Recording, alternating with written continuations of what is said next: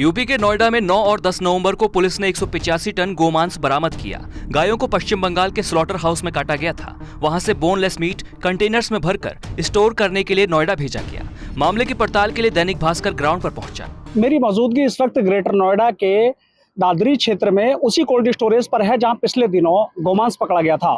दरअसल इस cold store का लाइसेंस करीब 4 से 5 महीने पहले सब्जी और अन्य खाद्य सामग्री स्टोर करने के नाम पर लिया गया था, ऐसा फूड सेफ्टी डिपार्टमेंट का कहना है। पिछले दिनों पुलिस और हिंदू संगठनों ने जब यहां पर छापामार कार्रवाई की, तब जाकर ये बात पहली बार सामने आई कि इस स्टोर के अंदर गोमांस रखा हुआ था। पूरी कार्रवाई को अंजाम देने वाले गौरक्षा हिंदू दल के राष्ट्रीय अध्यक्ष वेद नागर ने हमसे बात की। जो मेवात के गोरक्षक टीम है उसकी सूचना थी, वही इसको ट्रेस कर रहे थे। 9 तारीख को सूचना मिलती है कि एक कंटेनर जो है बंगाल से गोमांस लेकर नोएडा आ रहा है। नोएडा आने पर जैसे ही हमें पता चला तो हमने जो है सबसे पहले पुलिस को सूचित किया, पुलिस को सूचना दी। सूचना देने के बाद हमने इसको टूल रोड लोहाली पर वहाँ पुलिस के द्वारा रुकवा लिया। वहीं चौकी पर लेके गए, खुलवा के देखा तो इसमें गोमांस था, अलग अलग पैकिंगों में अलग अलग नाम से उसको पैक कर रखा था उन्होंने।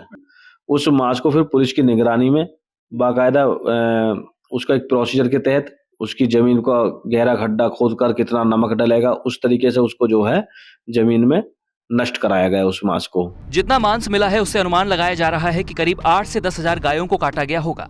पुलिस को यहाँ पैक्ड मीट के 4 पैकेट मिले हैं, जिन पर AL मस्जिद, AL तमीम, सारा और हूर परी नाम लिखा था। सारे पैकेट्स में फ्रोजन बोनलेस बफेलो मीट लिखा था, जिसका मतलब हुआ भैंस का मीट, मगर इनके अंदर गोमांस होने की पुष्टि लैब में हुई है।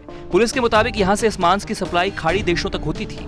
मामले में मुख्य आरोपी कोल्ड स्टोरेज के मालिक पूरन जोशी ने पुलिस को बताया, सारा गोमांस दिल्ली के मोहम्मद खालिद का है। उसकी यूनिवर्सल फूड एक्सपोर्ट कंपनी है। जो मांस मिला है वो उसने पश्चिम बंगाल और दिल्ली की कंपनी से मंगवाया था। कंटेनर में गाय के मांस को हम गत्ते के डब्बों में पैक करते हैं और उनके ऊपर भैंस के मांस का लेबल लगाते हैं, ताकि रास्ते में चेकिंग होने पर कोई दिक्कत ना हो। कंटेनर के ड्राइवर शिव शंकर ने पुलिस को बताया, हमें मांस लाने के लिए पश्चिम बंगाल का एड्रेस दिया जाता था। वहां पहुंचने के बाद हमें 4 घंटे के लिए वहां से हटा दिया जाता था। जब पूरा कंटेनर लोड हो जाता तब हमें फोन करके बुलाया जाता था। पूछने पर कभी बताते कि भैंस का मीट है तो कभी कहते कि बकरे का मीट है। इस पूरे मामले पर पशुपालन विभाग का कहना है कि जिले में नए कोल्ड स्टोरेज के लाइसेंस पर उद्यान विभाग हमें सूचना देता है, लेकिन इसके लाइसेंस की हमें कोई सूचना नहीं दी गई थी। मेरी मांग यही है कि जितने भी इसमें नेटवर्क है सारा पकड़ा जाए, उनको मृत्युदंड हो, फास्ट ट्रैक कोर्ट में मुकदमा चले, NSA लगे, और जो अधिकारी इसमें दोषी हैं उन सब पे भी FIR हो, उनको भी बराबर का दोषी मानते हो, उनको भी मृत्युदंड की सजा हो। पुलिस ने कोल्ड स्टोरेज का लाइसेंस रद्द करने की कार्रवाई शुरू कर दी है।